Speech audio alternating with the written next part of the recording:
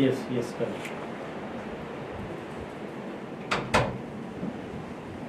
Sit down.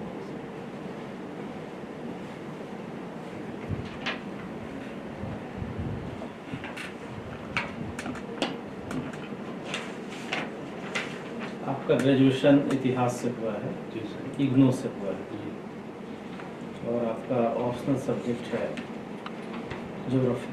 जी खाली समय में आप क्रिकेट खेलते हैं? सर, क्रिकेट मेरी हॉबी थी है, और सर स्कूल टाइम में सर स्कूल लेवल तक क्रिकेट खेला था सर। अभी वर्तमान में खाली समय में क्या करते हैं? सर अभी वर्तमान में सर खाली समय में मैं गार्डनिंग करता हूँ सर। कलम विधि सर मैं एक्सपर्ट हूँ सर उसमें। कलम विधि क्या होती है? कलम विधि कलम विधि सर जो इसमें से दो तरह की होती है सर। एक गुट्टी विधि होती है, एक बीज द्वारा विधि होती है सर। तो उसमें सर जो मदर प्लांट होते हैं सर, उसके पौधों को सर उसके तने को काट के और उसमें मदर प्लांट के जो पौधे होते हैं सर, वहाँ पे सर एक उस विधि के द्वारा सर पौधे का सब फिर से नहीं, उसके आप एक्सपर्ट हैं तो उसमें अलग क्या करते हैं हम लोगों को बताइए, क्योंकि हम लोग इसके बारे में जानकारी नहीं रखते। सर वो जैसे उसका प्लांटेशन हम जब करते हैं सर, तो उसमें जो गार्डनिंग मृदा होती है उसमें साथ साथ सर मैंने सर उसमें जो हाँ कोई बात नहीं, बस स्पष्ट बताइए। सर ये जो खाद होती है सर, ये जैविक खाद होती है सर, इस्तेमाल किया जाता है सर, जिससे पौधे के विकास के लिए सर उन्नत होती है, और सक्सेस रेट सर इसमें ज़्यादा होता है कलम लगने के लिए सर। अच्छा, तो आप किस पौधे का यानी किस फल का किसका करते हैं? अभी तो सर जैसे आम का अभी चल रहा है सर सीजन, तो अभी आम का हो जाता है सर, और अभी अमरूद का भी सर। इसकी संभावना आप बिहार में देखते हैं? बिहार सरकार को कुछ कहना चाहते हैं? जी सर, वृक्षारोपण से बिहार सरकार की एक योजना भी रही है सर, जल जीवन हरियाली के तहत सर। तो कहीं ना कहीं सर बिहार सरकार इस पर काम किया जाएगा तो पर्यावरण भी अच्छा होगा। खाद्यान्न जो फल है सर उसके उत्पादन में बिहार सरकार की 7 निश्चय योजना है, जी। आप जानते ही होंगे, जानते हैं ना? 7 निश्चय योजना, उसमें 3 बताइए। सर 7 निश्चय योजना सर अभी एक पार्ट 1 थी और अभी सर पार्ट 2 आई है सर। तो उसमें सर पार्ट 2 में सर जो भी नई नई योजनाएं आई हैं 7 निश्चय 2 में सर सशक्त युवा बिहार सशक्त की बात की गई है सर। दूसरा सर हर एक जो गांव है समृद्ध गांव की बात कही गई है सर। और तीसरा सर विकसित शहर की बात कही गई है सर।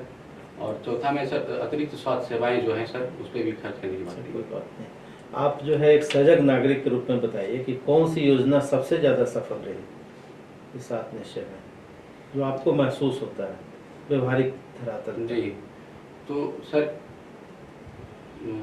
हर घर नल का जल सर ये रहा सफल, और सर साथ साथ सर पक्की सड़कें, ये भी सर शौचालय भी सर, ये तीनों योजनाएं सर सफल रही है सर। हर घर नल का जल, जी, ये कैसे सफल रहा? आखिर पानी आता कहाँ से है? अंडरग्राउंड वाटर से सर प्यूरिफाइड पानी होती है सर। अच्छा, तो हर एक 200 एक वार्ड में सर 200 जो घर होते हैं सर वहाँ पे पानी सप्लाई होती है सर। ठीक है। अभी सुप्रीम कोर्ट ने कहा कि 124A पर पुनर्विचार की आवश्यकता है। जी हमको समझाइए कि क्या है 124A? सर, ये IPC 1860 में सर तहत ब्रिटिश समय की कानून है 124A, जो सर आंदोलनकारी रहे हैं जिस समय सर, तो उस पर ये सेंक्शन लगाया जाता था सर। तो ऐसा देखा गया है कि आज़ादी के 70 सालों बाद भी ये सेंक्शन अभी भी मौजूद है। सुप्रीम कोर्ट का कहना यही हुआ कि वो तो उस समय आदमी को बोलने की स्वतंत्रता नहीं दी जा रही थी, तो तरह तरह के प्रतिबंधों के कारण इस पर सेंक्शन ये सर धारा लाई गई थी। लेकिन अब स्वतंत्र भारत है सर, स्वतंत्र भारत में सर सबको बोलने की आज़ादी है सर, और सर ये सेंक्शन कहीं ना कहीं देश हित के लिए नहीं है सर। राजद्रोह और देशद्रोह दोनों एक ही चीज़ है या अलग अलग? सर माफ कीजिए सर। बिहार सरकार का एक अच्छा केस है केदारनाथ सिंह वर्सेस, नाम सुना है क्या? क्या है वो केस?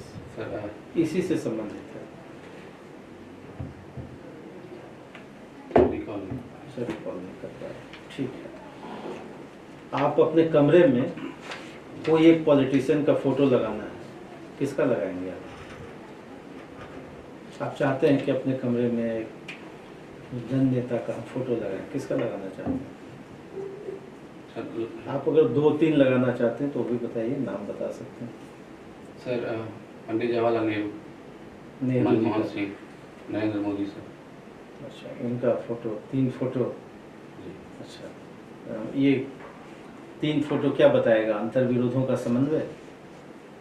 नहीं सर, सभी अपने अपने समय में अच्छे कार्य किए। एक एक योगदान बताइए तीनों का। सर स्वतंत्र भारत में सर नेहरू जी ने औद्योगिकरण के विकास में सर विकास किए सर। IIT IIM जैसे बड़ी बड़ी संस्थाओं शिक्षण क्षेत्र में विशेष खोले हैं।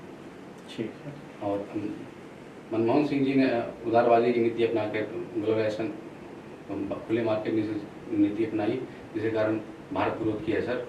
और अभी सर जो नए हमारे प्रधानमंत्री हैं सर, उनका भी योगदान देश को विकास में सर है। ये फैक्ट के साथ बताइए, ये तो मैं तो जन नेता वाली बात हो गई। सर क्या विकास, क्या ग्रोथ रेट, किस स्तर पर विकास है ना, एक प्रशासनिक अधिकारी के रूप में फैक्ट्स के साथ बताइए। सर अभी जो हमारे माननीय प्रधानमंत्री जी हैं, उन्होंने कोविड के टाइम में भी अच्छा काम किया सर। और मतलब अच्छा क्या काम किया, वो फैक्ट तो चाहिए ना। जी अच्छा काम किया, लेकिन क्या अच्छा किया? सर देखा गया है सर वर्ल्ड लेवल पे सर, जो यहाँ पे जो मृत्यु हुई है सर, जिस तरह जनसंख्या है तो बहुत 3 लाख के आसपास हुई सर, जो बहुत ही कम आंकड़ा है सर। साथ साथ सबको स्वास्थ्य सेवा में भागीदारी के लिए प्रधानमंत्री जन आरोग्य योजना स्कीम चालू हुई है। साथ साथ सर औद्योगिकरण की नीति में भी सर उनका विकास बड़ा योगदान रहा है। ठीक है, अभी जनसंख्या नीति पर बहुत सारी चर्चाएं हो रही हैं, आप जानते होंगे उन चर्चाओं को। 2 से अधिक बच्चे और सुविधाओं का न मिलना, ये सब आपने सुना होगा। जी आपकी व्यक्तिगत राय क्या है? सर सर हमारी जो व्यक्तिगत राय होगी सर, अभी पॉपुलेशन जो भारत की जो ग्रोथ जिस ग्रोथ से बढ़ रही है सर, तो हमें 2027 तक हम ऐसा लगता है कि हम चीन को क्रॉस कर जाएंगे। लेकिन सर ये हमारे जो पॉपुलेशन या जो भी बच्चे की जो बात है सर, ये हमारा जैविक अधिकार है सर। तो सरकार को इस पे चाहिए कि एक सख्त कानून ना बनाकर सबसे पहले सर शिक्षा जैसे मूलभूत जो आवश्यकताएं सर, उसको सुदृढ़ किया जाए सर। क्योंकि ऐसा देखा गया है कि जहाँ पर शिक्षा का क्षेत्र ज़्यादा रहा है, महिलाएं ज़्यादा शिक्षित रही हैं, वहाँ ग्रोथ रेट ऑलरेडी प्रेजेंट दर कम रही है। इसका अर्थ ये हुआ कि आप जो सरकारी प्रयास हो रहे हैं उसके पक्ष में नहीं है?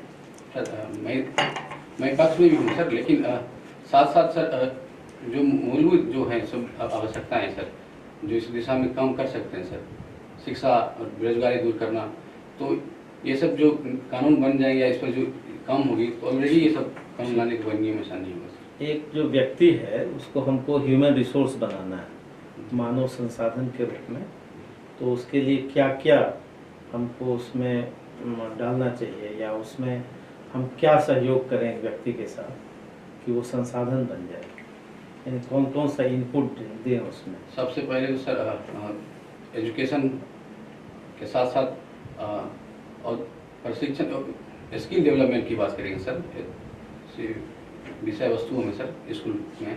और साथ साथ ऐसे प्रोग्राम बनाया जाएगा मानव रिसोर्स क्षेत्र में सर, जैसे IT सेक्टर को मजबूत किया जाएगा स्कूल टाइम से ही। और स्कूली शिक्षा में ही सर, जैसे 10+2 के समय ही कोई भी ITI उच्च स्तर का ITI हो गई सर। स्किल डेवलपमेंट के लिए सर जैसे बिहार जैसे क्षेत्रों में जहाँ आबादी बहुत ज़्यादा है, मानव युवा आबादी ज़्यादा है, तो उसको स्किल करने के लिए सर जैसे हम उसको केरल मॉडल का इस्तेमाल कर सकते हैं सर। ठीक है, अभी से 20 सालों के बाद अपने आप को आप किस रूप में देखना चाहेंगे? आप इमेजिन कीजिए कि आफ्टर 20 ईयर्स आपको क्या लगता है कि आप किस रूप में होना पसंद करेंगे? तो सोचा है भविष्य के बारे में? जी सर बताइए। सर एक समाज सेवी के रूप में से मैं काम करना चाहूँगा। समाज सेवी के रूप में। तो आप तो प्रशासनिक अधिकारी बनने के लिए दोनों समाज सेवा दोनों दो अलग अलग, सर तो इसका मतलब है कि 10-15 सालों के बाद आप VRS लेंगे, सर रिटायरमेंट लेंगे। नहीं, आफ्टर रिटायरमेंट सर ये करवा तो 20 साल की तो सेवा होगी अभी आपकी। सर। हाँ जी सर, अच्छा, साल की सेवा होगी तो सर। उसके बाद आप चाहेंगे कि समाज सेवा। जी सर। अच्छा, समाज सेवा में क्या करना चाहेंगे आप? तो जैसे सर अभी अभी के वर्ष अभी के टाइम में भी सर मैंने कुछ जैसे कंट्रीब्यूट किया था सोसाइटी के लिए। तो सर अभी सर मैं जिस तरह से मैं अपने गांव में जो मेरे दादाजी सरपंच रहे हैं। जीवन का अंतिम उद्देश्य जो है आपका, या कहिए कि अंततः आप चाहते हैं कि समाज सेवा करें, जी तो प्रारंभ से ही क्यों नहीं? सर जी मैं ये बात तो सही है सर, प्रारंभ से भी कर सकता हूँ, लेकिन सर एक जो अपनी होती है ना कि सर अपने कोई बात नहीं, अपने अपने व्यक्तित्व में ऐसी 2 कमियों को आप बताइए जो समाज नहीं जानता और आपने भी छुपाया हुआ है। सर आपकी मैं कुछ कमजोरियां होंगी। जी सर, मैं सर थोड़ा इंट्रोवर्ट किस्म का आदमी हूँ सर। अच्छा, और सर बात तो करने में सर मेरी जो परेशानी है सर थोड़ा हटवाने की होती है। हकलाने की होती है। ठीक है, ये चाहते हैं कि समाज न जाने।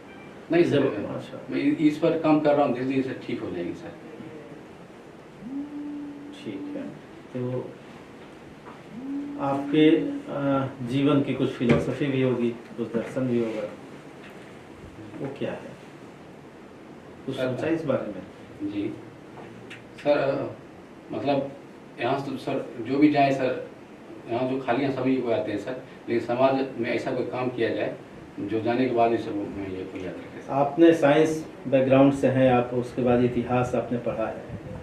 हमको 3 ऐसे पॉइंट बताइए कि गांधी इतना लोकप्रिय कैसे हो गए। जी। सभी राष्ट्रीय आंदोलन के अपने समकालीन नेताओं में गांधी जी की इतनी अधिक लोकप्रियता कैसे हो गई?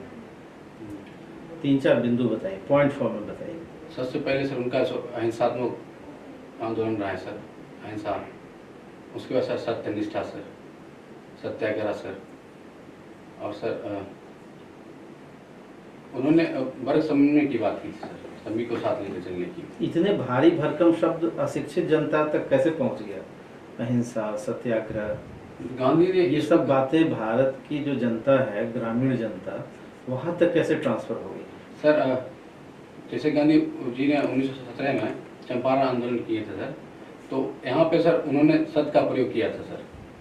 और उसके बाद सत्याग्रह भी किया सर, और सविनय अवज्ञा आंदोलन की वहीं से सर दिखती है सर, जब अंग्रेजों ने ब्रिटिश। अच्छा, कोई बात नहीं। अभी बिहार में बाढ़ की स्थिति है, सर को बताइए, आपने ज्योग्राफी का भी अध्ययन किया, सर को बताइए कि बाढ़ की जो स्थिति है उसका समाधान, और हर साल क्यों आ जाती है बाढ़, सर को समझाइए। सर बिहार में की जो नदियाँ हैं सर, वो सदावाहिनी हिमालय से होते हुए आती है सर। तो बिहार के उत्तर में सर नेपाल है सर, और वहाँ से जो नदियाँ जो आ रही है सर, उसमें भारी मात्रा में पानी जल होती है सर। साथ साथ अभी जो वर्षा का मौसम है सर, यहाँ औसत वर्षा सर 1021 सेंटीमीटर के आसपास होती है, जो अत्यधिक होती है ये 3 महीनों में सर। तो इसलिए यहाँ बाढ़ की समस्या उत्पन्न होती है। तो इसके सर निदान के लिए सर भारत सरकार एवं नेपाल सरकार में मैत्री संबंध बना है। इससे बहुउद्देशीय परियोजना की बात करिए, डैम बनाने की सर। साथ साथ सर नदियों में जो गाद है सर, तो उसके सर निस्तारण करने के उपाय लगाए जा रहे हैं, ताकि उसका जल अधिग्रहण क्षेत्र चौड़ा हो, जिस बाढ़ से समस्या का उत्पन्न समस्या ना हो। चलिए ठीक है, आपने समस्या को बताया। बाढ़ प्रबंधन के बारे में आप जानते हैं, फ्लड मैनेजमेंट। जी सर, आप बताइए इसमें कैसे करते हैं उसका प्रबंधन? सर ये आपदा प्रबंधन के तहत ही आती है सर, बाढ़ प्रबंधन सर। आपदा पूर्व, बाढ़ आने के पूर्व पहले चेतावनी सर, आपदा पूर्व चेतावनी, आपदा के समय सर, एवं आपदा के बाद में सर। तो आपदा पूर्व में सर जैसे जिस क्षेत्र में बाढ़ आ रही है सर, तो वहाँ पे सर जो भी मानव है या जो भी लोग हैं, पशु हैं, सबको निकाल अलग हटा के एक सुरक्षित जगह पे लाया जाता है। दूसरा सर तटबंधों के निगरानी के लिए सर सुदूर संवेदी उपग्रह के माध्यम से उसका मैपिंग होता है सर। जिस एरिया में ब्लॉकेज होती हैं, दरारें आ रही हैं, तो वहाँ दरारें भरी जा रही है। अच्छा, आपने ज्योग्राफी के स्टूडेंट भी आप हैं, ऑप्शनल आपका ज्योग्राफी है और हिस्ट्री आपने ग्रेजुएशन में पढ़ी है, तो जीपीएस का उपयोग भी बाढ़ प्रबंधन में किया जा सकता है? क्या है जीपीएस और कैसे उसका उपयोग करें बाढ़ प्रबंधन में? ग्लोबल फॉरेस्ट सिस्टम सर तो कैसे काम करता है जीपीएस? ये सर भौगोलिक क्षेत्रों का निर्धारण करते हैं। भौगोलिक क्षेत्रों का सर एक कैसे, इसमें क्या मैकेनिज्म है, क्या टेक्नोलॉजी है? ये सर सुदूर संवेदी उपग्रह होते हैं सर, जो सुदूर संवेदी उपग्रह सैटेलाइट के माध्यम से काम करते हैं। सुदूर संवेदी उपग्रह के माध्यम से करते जी हैं। अच्छा, सैटेलाइट जो है आपके मुख्य रूप से कितने प्रकार के होते हैं? सर मुख्य रूप से सर 2 प्रकार के होते हैं सर सर। बताइए। एक भू स्थिति उपग्रह सर, अच्छा। जो 36,000 किलोमीटर के आसपास हम्म। वो पृथ्वी के चारों ओर रोटेशन करते हैं। उसका क्या मतलब होता है? जियो ये संचार उपग्रह है। सैटेलाइट जब हम करते हैं फिर 36,000 किलोमीटर है ना, तो क्या मतलब, आप हमको थोड़ा समझाइए ये उसका सर मतलब क्या है? ये सर संचार उपग्रह होते हैं सर। जैसे अच्छा, जैसे सर टीवी रेडियो इसमें जो तरंगे आती हैं तो सर, उसका उपयोग जीपीएस में करते हैं या नहीं करते हैं? जैसे उसका उपयोग जीपीएस में नहीं करते हैं सर। जीपीएस में सुदूर संवेदी उपग्रह जो यूएसबी में होते हैं सर। तो सुदूर संवेदी उपग्रह कितने हाइट पे उसको लगाते हैं हम लोग? ये सर एग्जैक्ट सर नहीं पता, लेकिन आप थोड़ा अनुमान लगा सकते हैं सर। चलिए ठीक है, आप ज्योग्राफी के स्टूडेंट हैं और हिस्ट्री भी पढ़ा है आपने। ये बताइए कि हिस्ट्री में कल्चर के निर्धारण में ज्योग्राफी की क्या भूमिका रही है? एग्जाम्पल के साथ आप बताइएगा। जी सर, कल्चर के निर्धारण में सर ज्योग्राफी की कंडीशन इम्पोर्टेंट होती है सर। जैसे सर उत्तर के से जो ग्रीष्मकालीन क्षेत्र हैं सर, तो वहाँ पे सर अत्यधिक गर्मी पड़ती है, तो वहाँ के परिधान के साथ साथ ज्योग्राफिक कंडीशन अलग होती है सर। मैं ये पूछ रहा हूँ, जैसे आप एग्जाम्पल दीजिए। जैसे अगर, चलिए ठीक है, मैं एक चीज़ आपसे पूछता हूँ कि हमारे यहाँ 3 अर्बन रिवोल्यूशन हुए हैं। 3 अर्बन रिवोल्यूशन, आप फेमिलियर हैं इससे? इंडियन हिस्ट्री में 3 नगरीय क्रांति हुई है, आप इससे फेमिलियर हैं या नहीं? सर कंफर्म नहीं है सर। अच्छा, प्रथम नगरीय क्रांति इंडस सिविलाइजेशन सर। तो इंडस सिविलाइजेशन के डिटर्मिनेशन में उसकी ज्योग्राफी की क्या भूमिका रही है? जी सर, एग्जाम्पल के साथ आप बताइएगा क्लियरली। सर हड़प्पा कालीन जो नगरीय सभ्यता रही है सर, तो वो सर काफ़ी विकसित सभ्यता रही है। उसके पीछे उसकी ज्योग्राफिकल, जी उस समय की ज्योग्राफिकल कंडीशन सर, ये सिंधु नदी के आसपास का क्षेत्र रही है सर, जिसके कारण सर इसके विकास के क्षेत्र में बहुत बड़ा योगदान रहा है सर। तो उस समय कैसा होगा, क्लाइमेट उसका कैसा होगा, तो वहाँ रेनफॉल कितना होता होगा, कुछ आइडिया है आपके पास? सॉरी सर, नहीं आइडिया। उसके पतन में ज्योग्राफी की भूमिका क्या है वो बता दीजिए सर। जैसे बाढ़ बताया गया सर, मैक्सिमम बाढ़ है। बहुत सारे विद्वान अलग अलग की राय है सर, लेकिन मूलतः सर बाढ़ की बात कही है। अच्छा, एक चीज़ बताइए हमें कि जैसे हम इंडस सिविलाइजेशन जो कि नॉर्थ वेस्ट इंडियन सब कंटिनेंट में डेवलप किया, तो पूरब की ओर आएंगे तो वर्षा की मात्रा बढ़ती जाती है, पश्चिम की ओर जाते हैं वर्षा की मात्रा कम होती जाती है। तो इंडस सिविलाइजेशन तो उस इलाके में डेवलप किया जहाँ वर्षा की मात्रा कम थी, right? So how it was possible? Sir सबसे बड़ी पहली बात तो ये है कि सर वहाँ पे जो सिंधु नदी थी सर, तो सदाबहानी हिमालयी नदी हैं सर, वो भी सर, तो जल की पर्याप्त उपलब्धता वहाँ पर रही थी। इसके फलस्वरूप खाद्यान्नों का अधिशेष वहाँ पे हुआ था सर। खाद्यान्नों का अधिशेष के बाद वो सिविलाइजेशन सर विकसित हुई। व्यापार वाणिज्य जो नदियों के माध्यम से होता रहा है। तो सर अच्छा, एक और चीज़ बताइए, अफगानिस्तान है ना, कई बार इंडिया के अंदर भी रहा है, जी सर, वो एक स्टेट के रूप में फॉर्म अभी तक क्यों नहीं किया, एक नेशन स्टेट के रूप में, क्या वजह है उसकी? Is there any geographical factor behind them? Ji sir, वो एक सर एक्चुअली जो अफगानिस्तान है सर, वो दुर्गम क्षेत्र है सर, पहाड़ी है सर, वहाँ पर समतल प्राय मैदान की अभाव रहा है सर। दूसरा ये है कि ब्रिटिश कॉलोनी जब बसी थी सर, तो उन्होंने उसका उपयोग जो जनरेशन बढ़ाने की, सॉरी सर, वहाँ भी सर ब्रिटिश कॉलोनियाँ जो रही है सर, वो कबीलाई वहाँ पे थी सर, तो उसके साथ ब्रिटिश ने ऐसा गठबंधन मतलब युद्ध नहीं किए थे सर, जिसके कारण डेवलप यू अकेला रहा था सर, वो एज ए बफर जोन एक तरह से रहा था सर। तो म्यांमार जो है बर्मा, जी सर, उसकी जोग्राफिकल कंडीशन क्या है? सर ये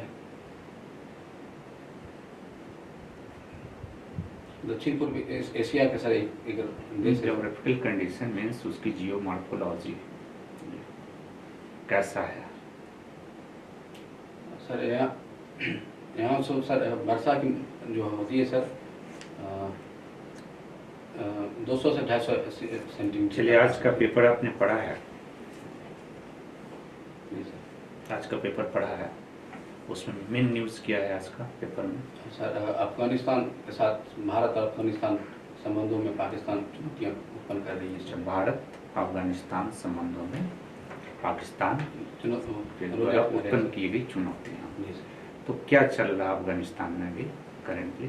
सर अभी जो अफगानिस्तान में जो अमेरिकी सेना की वापसी के फलस्वरूप तालिबान जो है सर, वहाँ जो अस्थिर सरकार रही है सर, तालिबान उस पर सर कब्जा कर रहा है सर, जैसे सर और वो वहाँ पे एक मुस्लिम जो राष्ट्र है सर, तालिबानी जो अपना राष्ट्र बनाना चाह रहे हैं सर, उसके लिए सर वहाँ पर वो कार्यशील हैं और आए दिन सर कट्टरपंथी विचारधारा फलस्वरूप लड़ाई झगड़ा हो रही है सर। ये तालिबान का प्रभाव क्यों इतना बढ़ रहा अभी?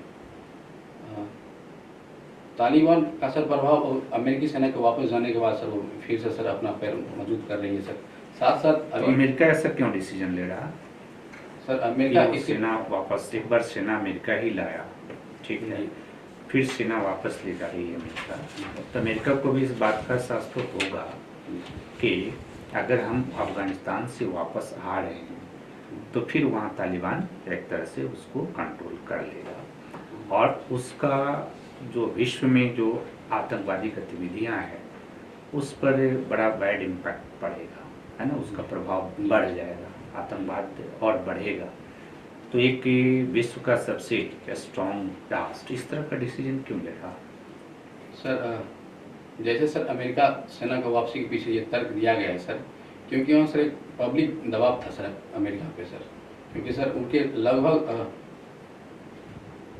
50,000 के आसपास सैनिक वहाँ पे कार्यरत थे, जिसमें सर 2000 के आसपास मृत्यु हो चुकी थी सर। एक लंबा प्रोसेस सर, लगभग सर 1.5 दशक के आसपास सर वहाँ पे अमेरिकी सैनिक वहाँ पे रहे।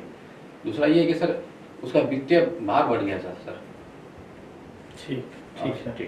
भारत में एनीमिया बहुत है, जानते हैं ना सर, को बताइए कि कौन से विटामिन की कमी से होता है सर?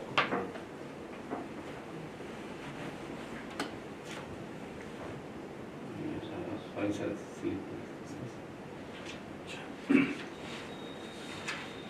विटामिन के बारे में जानते हैं? क्या होता है विटामिन? विटामिन सर शरीर में जो ऊर्जा का संचार होता है सर, उनके लिए सर इम्पोर्टेंट है विटामिन। शरीर को स्वस्थ रखने के लिए सर विटामिन की जरूरत होती है सर। आप कौन सा विटामिन प्रेफर करते हैं? सर सब विटामिन सर सब एक निश्चित मात्रा में शरीर में होनी चाहिए। भी आप मतलब नियमित आपको कोई विटामिन अच्छा लगता है लेना, जिससे आपको स्वाद अच्छा लगता है? सर वो तो खाना खाने के बाद सर सब सारे मिनरल्स सर हमारे शरीर में ऑलरेडी मिल जाते हैं सर।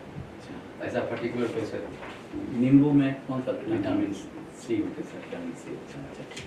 अच्छा, आपको प्लांट का हाइब्रिड वगैरह करना आता है? हाइब्रिड नहीं सर, वो प्लांटेशन सर कर लेते हैं सर। अच्छा, ग्राफ्टिंग। जी ग्राफ्टिंग। अच्छा, आप हमको बता सकते हैं ये ग्राफ्टिंग क्या होता है और हाइब्रिड क्या होता है? हाइब्रिड सर ये अनुवांशिक फसल जो होती है सर, उसमें तकनीकी माध्यम से जीन को परिवर्तित करके सबसे हाइब्रिड बना दिया जाता है सर। तो फिर जीएम फूड क्या होता है? Genetically modified. सर वही उसका एक उदाहरण है सर। अच्छा, हाइब्रिड और जीएम फूड दोनों एक ही होता है? नहीं सर, इसका एक उदाहरण एग्जाम्पल हो सकता है सर। आप जीएम फूड का कोई एग्जांपल हमको बता सकते हैं? जी, बीटी कपास सर। अच्छा, इसमें बीटी क्या होता है? सॉरी सर, जीवाणु का नाम है सर, बैक्टीरिया से सर नाम ठीक है। है, वो बैक्टीरिया का क्या रोल होता है कपास में? सर ये पिंक बॉल जैसे वो फर्म है सर, उसको सर उसकी प्रतिरोधक क्षमता को बढ़ा देती है सर। किस चीज़ की क्षमता प्रतिरोध? सर पौधों की प्रतिरोधक क्षमता बढ़ाती है, साथ साथ कपास उन्नत होते हैं सर।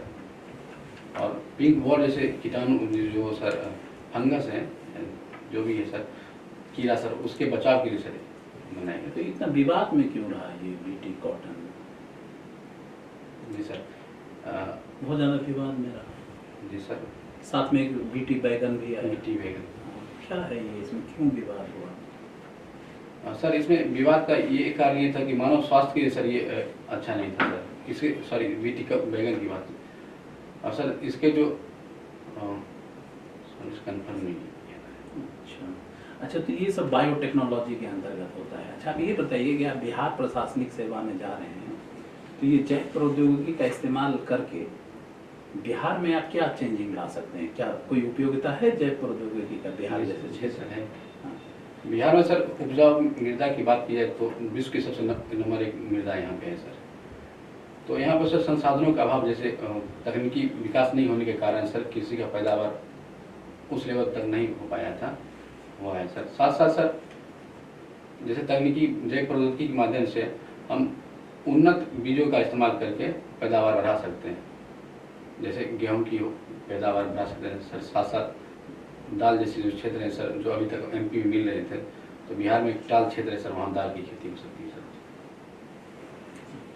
अच्छा, ये बताइए, ये ग्रीन रिवॉल्यूशन की शुरुआत जो हुई, तो इसमें कौन से फसल को लिया गया? सर मूलतः सर इसमें गेहूं में उन्नत विकास हुई थी सर। और सब फसलों में से इसका उतना उत्पादन नहीं हो पाया है।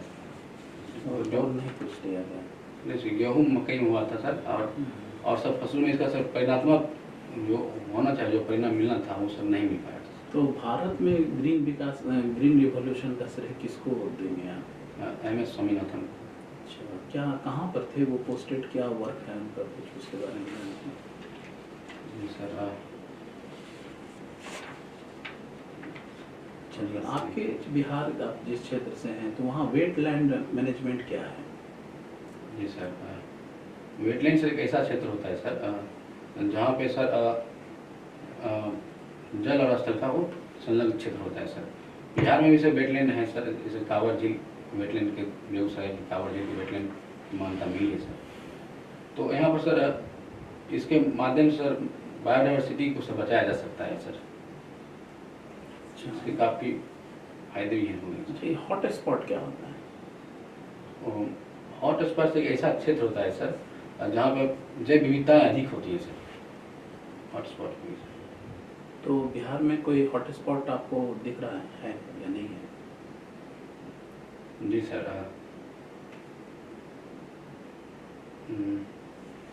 सॉरी सर, ध्यान नहीं आ रहा सर।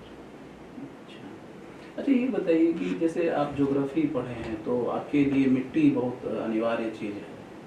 एक नई योजना आई है, एक नई परियोजना आई है जो बिना मिट्टी का भी जो है खेती हो सकता है। क्या आप उसके बारे में कुछ जानते हैं?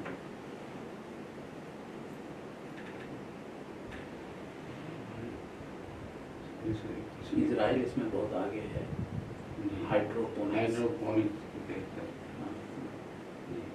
कुछ हाइड्रोपोनिक्स का स्कोप है बिहार में, आपको लगता है?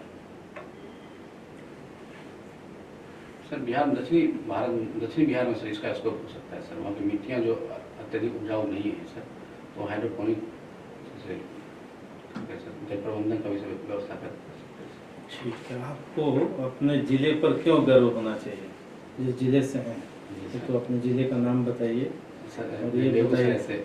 और आपको गर्व है अपने ज़िले पर? जी सर। क्यों, क्या वो फैक्टर है? क्योंकि सर ऐसा क्या है बेगूसराय में? सर बेगूसराय में तो पहले तो सर औद्योगिक नगरी बिहार की कही जाती है सर। ठीक है। और पर कैपिटल इनकम भी सर अच्छा ही है सर। दूसरा ये है सर कि मक्का अनुसंधान केंद्र जो कृषि क्षेत्र में भी सर बहुत बड़ा योगदान है सर। तीसरा है सर ये पर्यटन के क्षेत्र में है, कांवर लेक है सर, जो वेटलैंड जिसको मान्यता मिली है 2020 में ये सर, ये है सर। और नौलखा मंदिर हो गया सर, ये भी इम्पोर्टेंट है सर। रामधारी जी सिंह जी राष्ट्र कवि सिमरिया में से सर। अच्छा, राष्ट्र कवि हैं, ठीक है। और कोई राष्ट्र कवि है क्या? दिनकर की कोई पंक्ति सुना सकते हैं आप? जी सुनाइए। सर, ये रश्मि अति से ये थे सर, जब कृष्ण जी दुर्योधन के यहाँ जाते हैं सर, बरसों तक वन में घूम घूम बाधा विघ्नों को चुन चुन, सगुम गम पानी पत्थर पांडव आए, कुछ और नहीं था। ठीक है, गुड गुड, बहुत अच्छा, थैंक यू। ठीक है, आइए आइए, गुड। ठीक ठीक ठीक, कोई बात नहीं। सर बताइए इनके बारे में, अपनी राय बताइए। ठीक है, थोड़ा सा झिझक है क्योंकि आप साइंस पढ़े हुए हैं सर एक लंबा टाइम हो गया था ना साइंस का सर। से। अच्छा, तो टेक्नोलॉजी को थोड़ा उसके उपयोग को थोड़ा अपनी बात को रखने का जी प्रयास कीजिए, बाकी ठीक है। सर आप पहले ये बताइए कि आपको कुछ लगा कि आप कहीं फॉल्ट कर रहे हैं? जी सर, बोलने में हेजिटेशन होती है सर, ये तो मुझे बोलने में हेजिटेशन आती है, जी लेकिन अगर हम बात करें कि जैसे आपका हॉबी क्रिकेट, जी सर। सबने स्टार्ट किया, ठीक है, और तुरंत आप उसकी जगह गार्डनिंग पर आ गया, सर अभी बता रहे थे सर वर्तमान में क्या कर। ठीक ठीक है।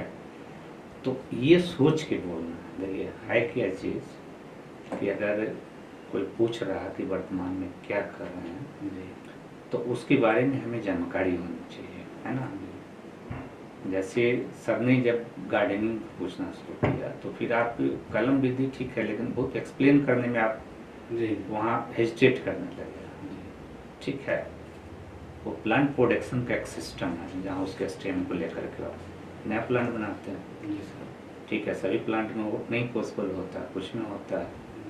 तो अगर आप वहाँ से चेंज कर रहे हैं, ठीक है, आप ये भी कर सकते हैं। वर्तमान में क्रिकेट वगैरह होता है तो मैं वॉच करता हूँ, जी ठीक है।